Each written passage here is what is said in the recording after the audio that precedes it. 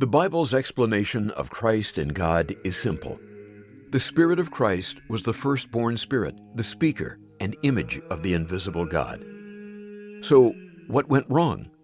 Why did the Gentiles become confused about the identity of Christ? In John 1:1, we read, "In the beginning, God was the Word." In John 20:28, Thomas called Jesus, "My Lord and my God." And in 2 Peter 1:1, Peter called Jesus Christ our God and Savior.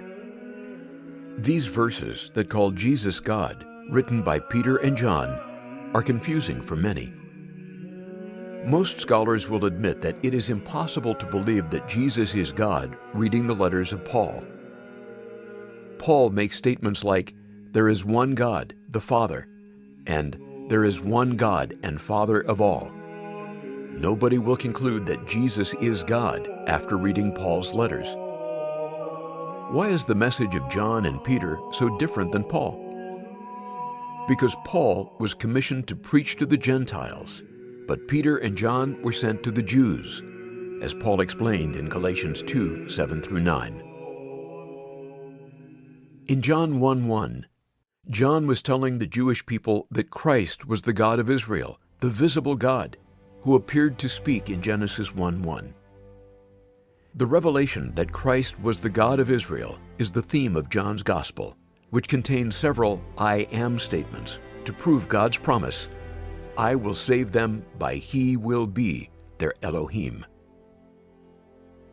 After Jesus resurrected, He showed Himself to Thomas and said, "Reach your finger here, and look at my hands, and reach your hand here, and put it into my side.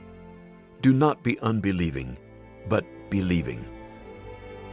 Many consider Thomas's reply, "My Lord and my God," to be the climax of John's Gospel.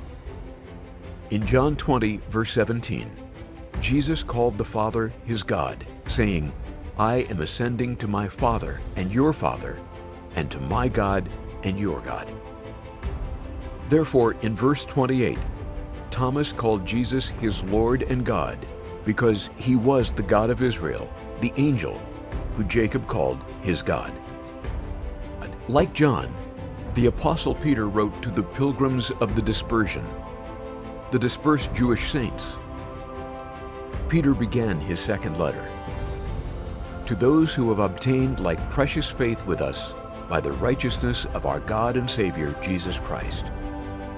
Some believe that Peter's real meaning was "our God and our Savior, Jesus Christ," referring to two persons.